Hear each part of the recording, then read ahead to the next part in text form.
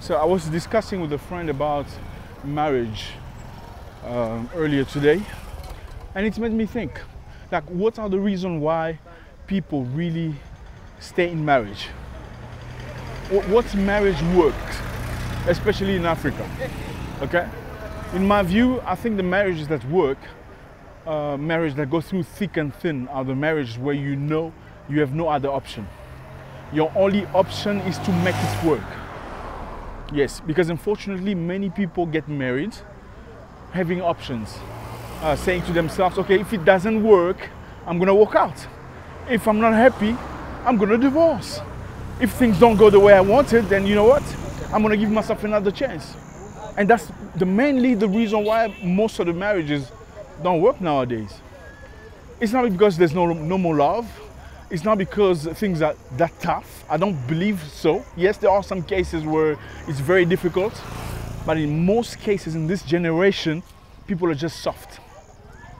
I'll give you an example. Back in time when you broke something, a telephone, for instance, or you broke a shoe, what did you do? You went to have it repaired, right? Your TV breaks down, you go see somebody to repair it. Your cell phone falls on the ground or whatever, you break something. Most of the time, we got it repaired. Today, we don't do that anymore.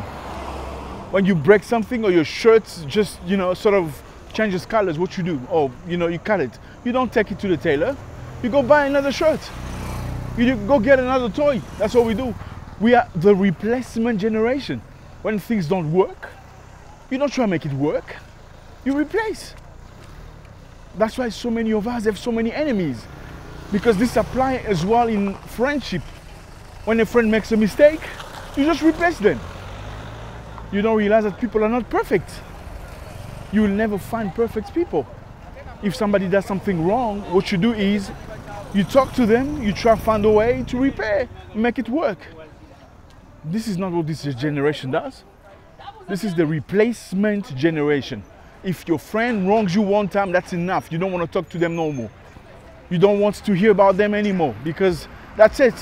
You're supposed to be perfect and he's not. You are the good one, he's not. That's this generation. And this applies in marriages as well. The problem is we have too many options. And having options have nothing to do with financial situation. I think it's more about values. If you value marriage as something sacred, you will fight for it. If you feel like divorce is not an option, you will fight. Those are the people that really sustain strong marriages. The people that have no other options. Not because they don't have any other options, they do not want any other option. The bottom line is, if you are in a relationship or in a marriage with somebody that constantly thinks about home, saying, okay, if things don't work, I'm gonna go back home. If things don't work, anyway, my life was good with my parents. If things don't work, I can go back to my dad. 99% of times with these people, especially in Africa, they will divorce. Because things won't work at a certain point. Things will be tough at a certain moment. That's just the way life is. Okay? You don't stay in marriage because you love your partner to the moon. It's not the truth. People don't stay in marriage just because of love. People stay in marriage because of value, because marriage is everything to them.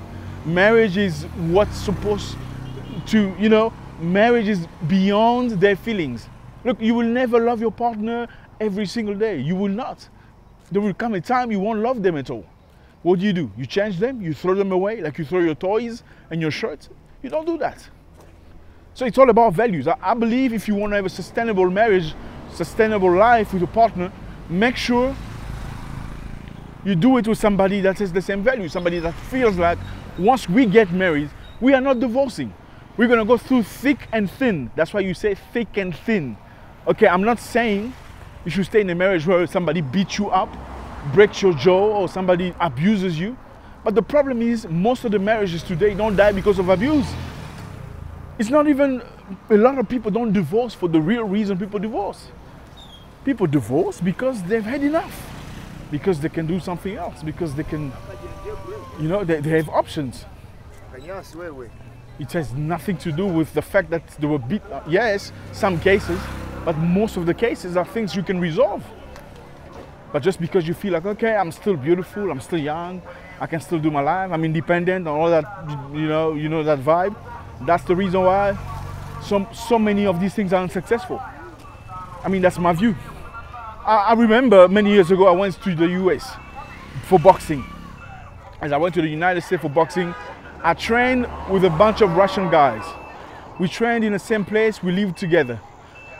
Well, you know, Russians, they come to make things happen.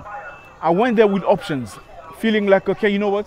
If things don't work, I have an option. I can go back to Africa. Because I remember at the time, I had the BMW already. I had a car, I had the house, I had the situation. These Russians did not have any other option. Few weeks down the line, I started complaining about the food, saying food wasn't good enough, you know, the portions were too little, and I was suffering and stuff like that. Then a moment back, you know what I did? I returned back to Africa because my life in Africa was much better. Not for these Russians. One of the Russians' name was Sergei Kovalev. Sergei Kovalev. You can check him up. Later on, he became 4 times the light heavyweight champion in boxing, a multimillionaire. He still owes me $20. I remember he asked me for $20 to buy food. He still owes me to this day. I went back, he stayed because he had no other options. Sometimes the best option you can possibly have is to have no other option. So I feel like marriages and friendships and situations that work are those who you feel like you have to make it work. If you feel like you have options, then I'm telling you, you're gonna change husbands and the third husband and the fourth husband and the sixth and the seventh, even wives. Okay, statistically, people that divorce one time are most likely, like 75% of chance, will divorce the second time. Why? Because they know how it feels. They did not die the first time, they won't die the second time. That's what it is. Not to say that they were all wrong, but yeah, that's just how life is. When you come from a very good background, or like financially, when things go wrong in your marriage, instead of learning how to make things right, you are thinking constantly about how to evade, how to run away. And that's why people are dysfunctional.